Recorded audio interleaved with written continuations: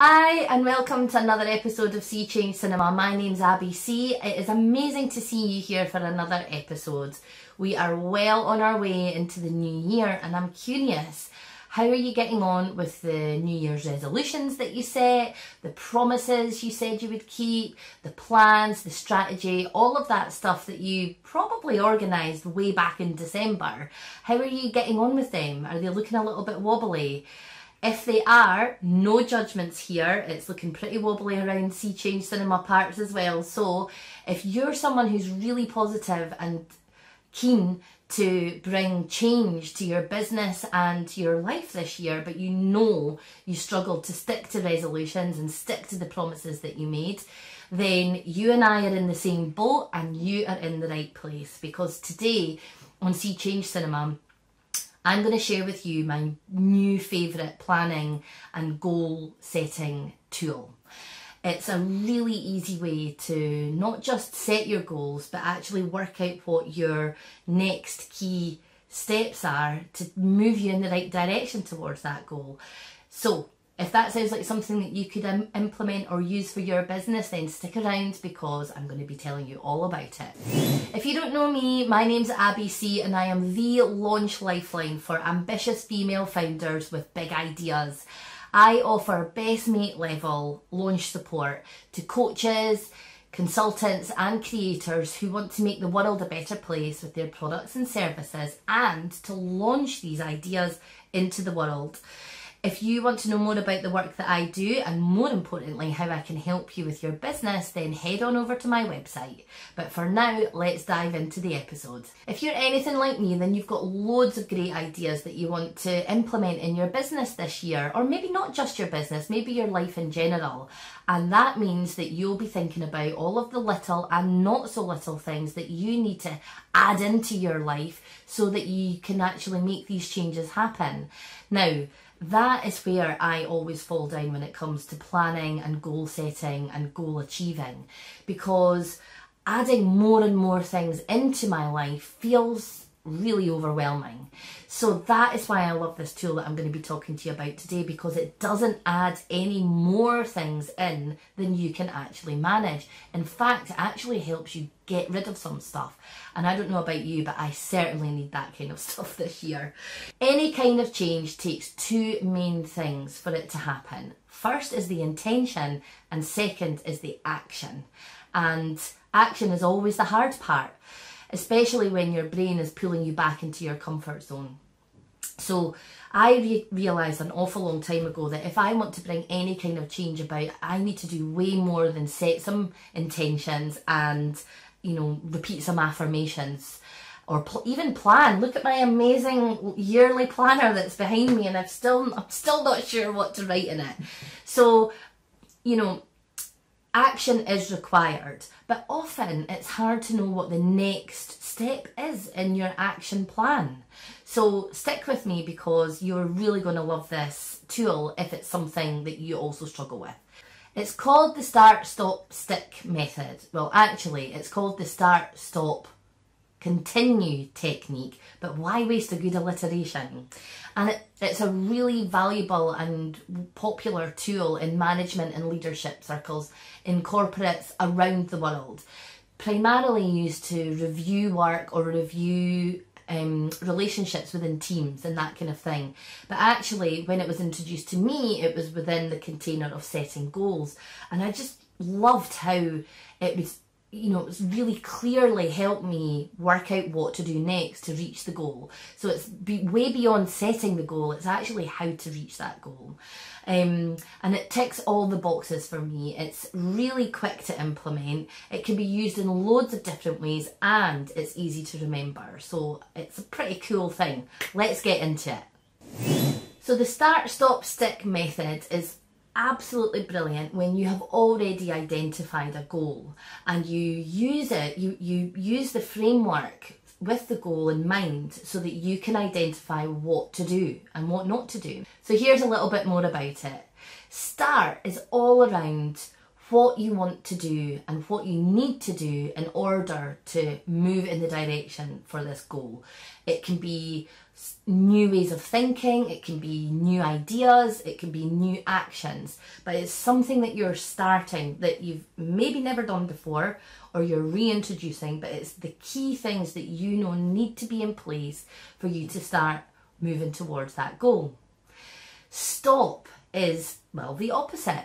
If you've set the goal and you know what you need to start doing, what do you actually need to take out of your process in order for that goal to become a reality?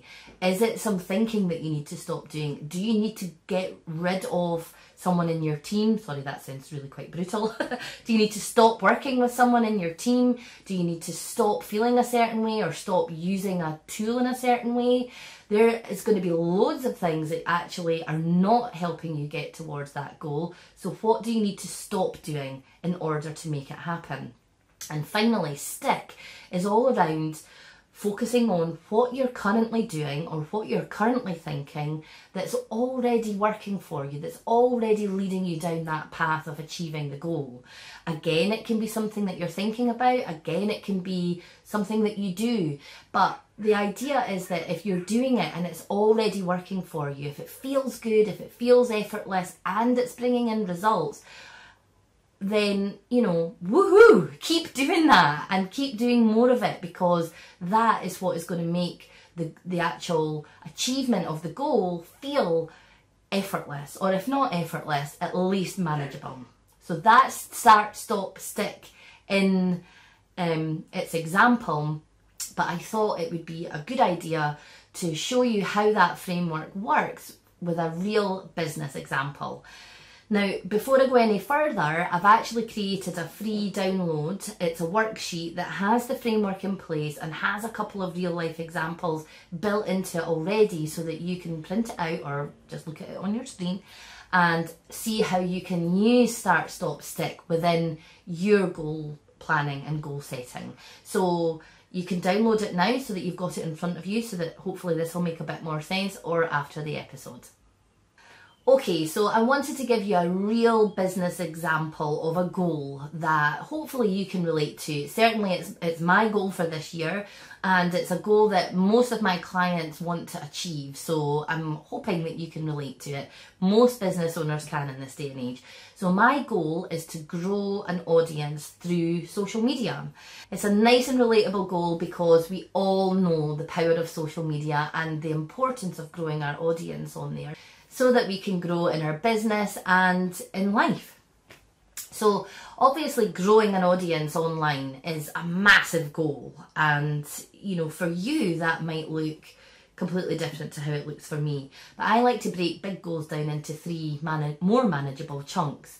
So again, these steps might look different for you if you want to grow your audience online, but for me, my three key themes for this goal is to show up consistently online, repurpose content so I'm doing less work, not more, and creating a content plan, an Abby-shaped content plan, so that it feels like something I want to work on. It feels like something I'm going to enjoy.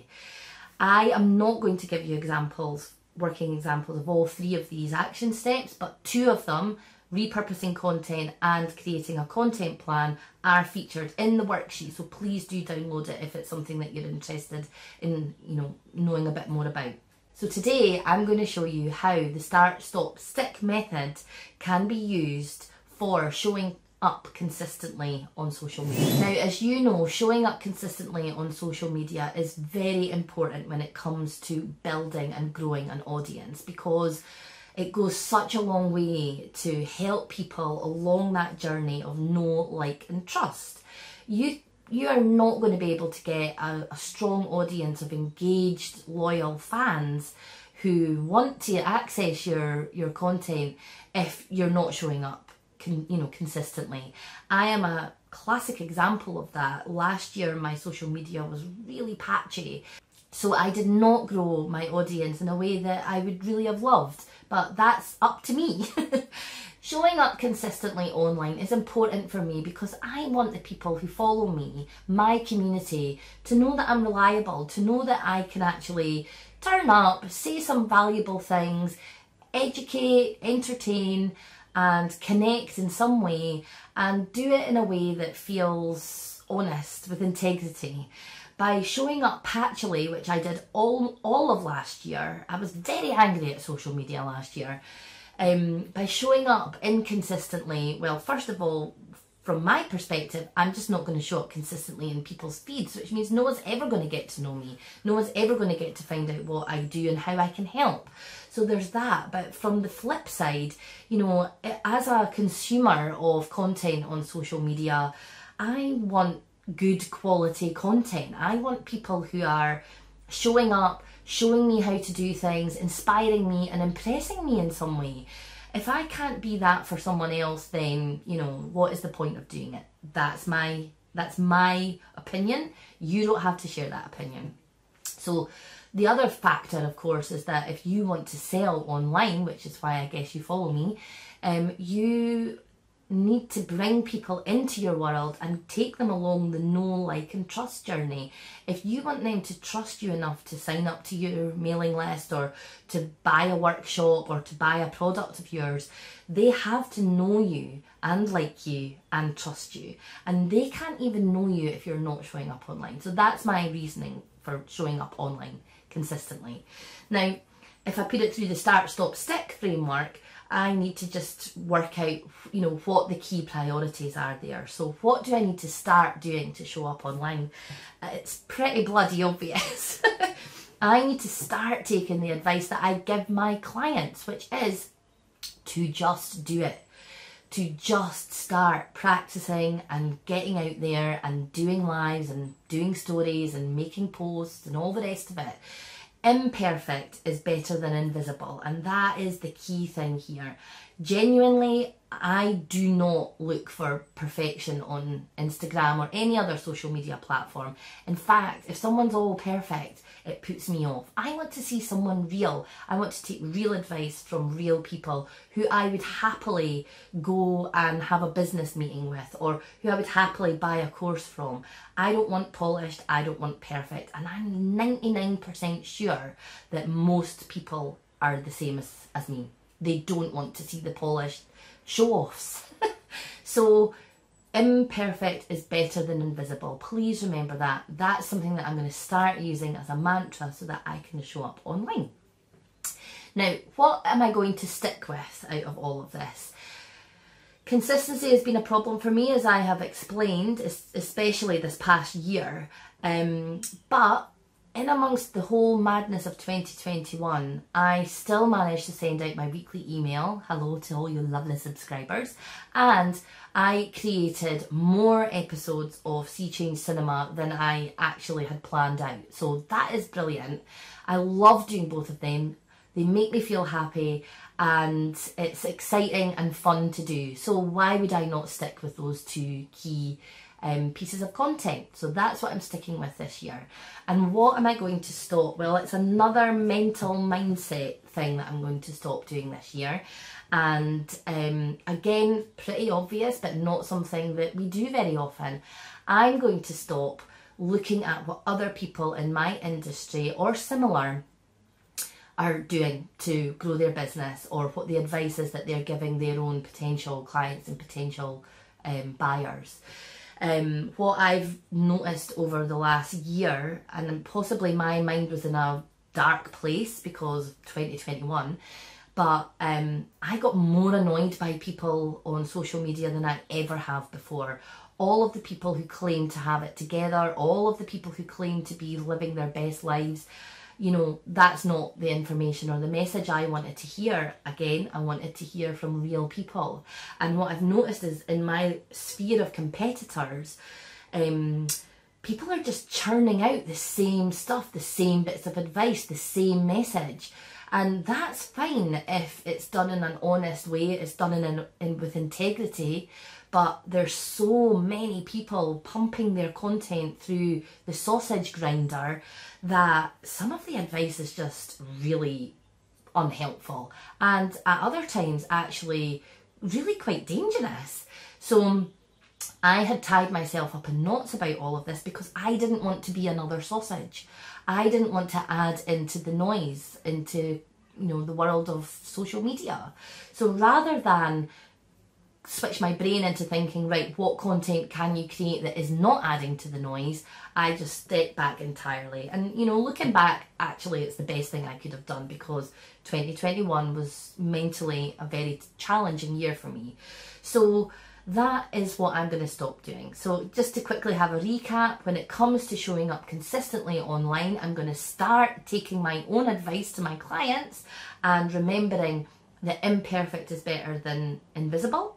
I'm going to stick with my emails and my videos, which is this, because it makes me feel connected to you, and it makes me feel happy to create these bits of content. And I'm going to stop looking at what other people are doing and comparing myself to them, or even just letting their work stall my work. So can you see how that tool is like a really lovely way to look at your goal?